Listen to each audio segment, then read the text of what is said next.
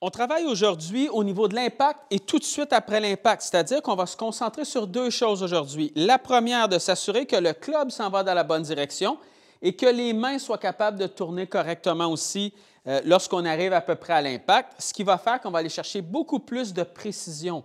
Le but aujourd'hui, c'est d'être capable d'enlever le plus possible les problèmes de slice, les problèmes de balles tirées, mais aussi les problèmes de balles où on va avoir tendance à pousser vers l'extérieur beaucoup trop. Ce qu'on fait, on utilise une tige d'alignement comme ça ici. Si vous n'avez pas de tige d'alignement, vous pouvez prendre autre chose, mais on utilise une tige d'alignement comme ça qu'on va placer relativement près de nos pieds. Cette tige-là doit s'en aller dans la même direction que nos pieds. Ce qu'on fait, on débute au départ sans la balle. On va faire des demi-swings. Donc, autant que ce soit vers l'arrière, vers l'avant, on fait des petits swings. Et notre but est de s'assurer que la tête de club, en fait, que le club va être à peu près parallèle à la tige qui est au sol lorsque je vais faire mon demi-swing vers l'avant. Je vous explique. Je m'installe comme ça ici. Je fais mon demi-swing vers l'arrière comme ça. Lorsque je redescends, moi, ce que je vais me concentrer à faire, c'est que je vais me concentrer à amener ce club-là parallèle à la tige qui est devant moi ici. Bien sûr, ce n'est pas une science exacte, on peut être légèrement vers l'extérieur, légèrement vers l'intérieur, c'est correct, mais le plus possible, moi, je vais aller chercher cette sensation-là que le club va être à peu près parallèle à cette tige d'alignement-là.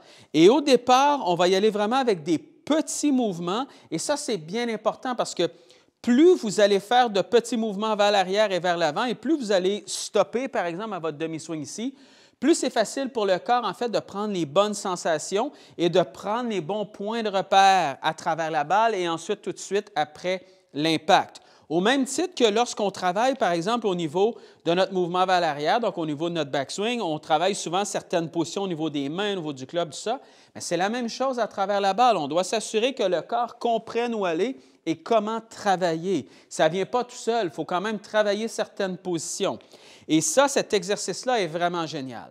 Cet exercice-là, à quoi il sert? C'est que si vous avez tendance, par exemple, à avoir beaucoup trop de balles en slice, de balles tirées, à donner, par exemple, beaucoup trop de coups d'épaule comme ça ici à travers la balle, bien, vous allez le savoir tout de suite avec cet exercice-là. Parce que si je m'installe comme ça, je fais ma rotation comme ça ici vers l'arrière, disons que je commence avec un petit mouvement et que j'ai tendance à envoyer le fameux coup d'épaule comme ça à travers la balle, bien, ce que ça fait, c'est que tout de suite après l'impact, le club, lui, ce qu'il va faire, c'est qu'il va avoir tendance à venir complètement vers l'intérieur. Il va venir un peu couper cette tige d'alignement-là. Alors que moi, mon but, c'est de m'assurer que le club suive un peu cette tige-là et vienne parallèle à ça.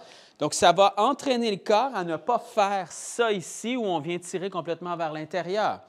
Même principe, si vous avez des problématiques où vous poussez beaucoup trop vers l'extérieur, disons que vous redescendez et que vous avez tendance à ressembler un peu à ça ici, tout juste avant l'impact, mais ce que ça fait, c'est que le club va avoir tendance à aller beaucoup trop vers l'extérieur comme ça. Donc, ça va calmer cette problématique-là aussi. Le but de l'exercice aujourd'hui, donc de travailler le chemin de club, donc de s'assurer que le club travaille dans la bonne direction, mais aussi la bonne rotation de main qu'on va voir tout à l'heure, c'est de nous assurer d'aller chercher beaucoup plus de précision, beaucoup plus de constance au niveau de nos contacts. J'installe la balle comme ça ici.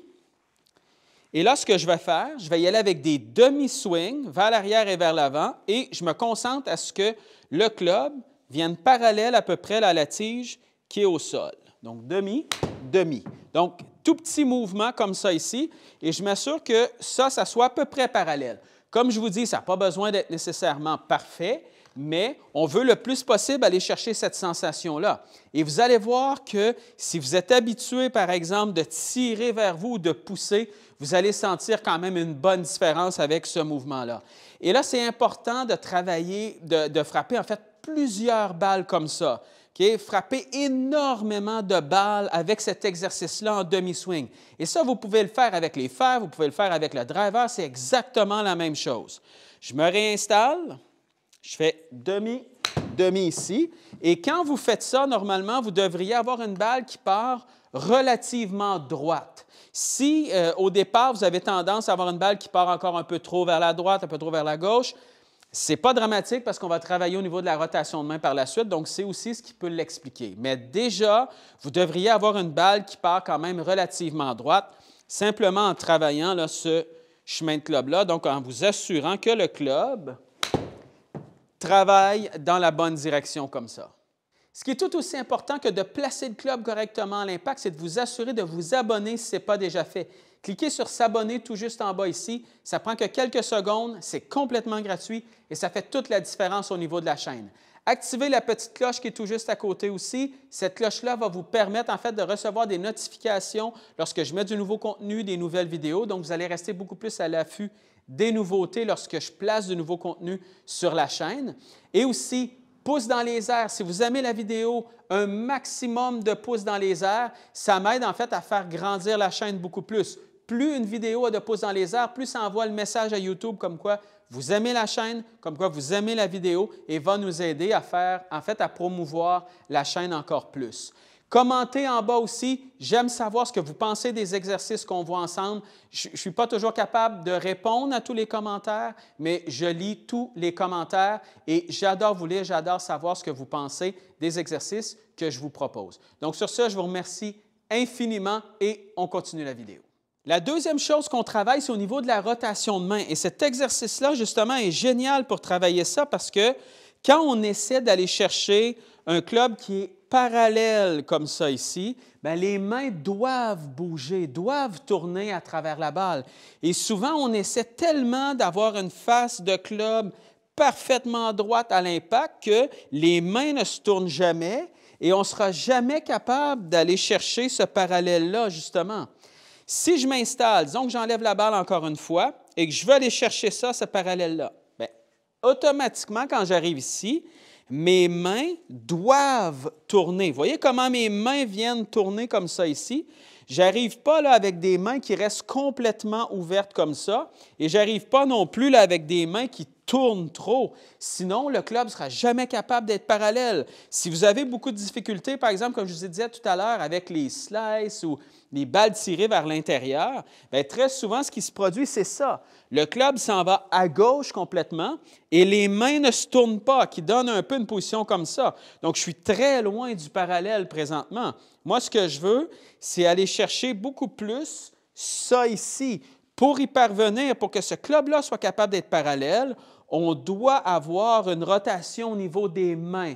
Si vous ne tournez pas vos mains, vous allez toujours arriver un peu comme ça ici. Vous voyez que le club n'est pas du tout parallèle à la tige qui est au sol présentement. Donc, je m'installe et là, ce que je vais faire, même chose, encore demi-swing vers l'arrière, demi-swing vers l'avant, en m'assurant justement d'aller chercher un peu plus cette rotation de main-là. Ce qu'on avait déjà vu au niveau de la rotation de main, c'est de s'assurer que, justement, quand vous arrivez dans la zone d'impact et après l'impact, tout ça, justement, de sentir que les mains viennent tourner. Et votre point de repère, c'est que lorsque vous terminez votre swing, disons ici, donc lorsque vous allez faire votre demi-swing vers l'avant, assurez-vous que le logo de votre gant soit un peu là, face à quelqu'un qui est derrière vous.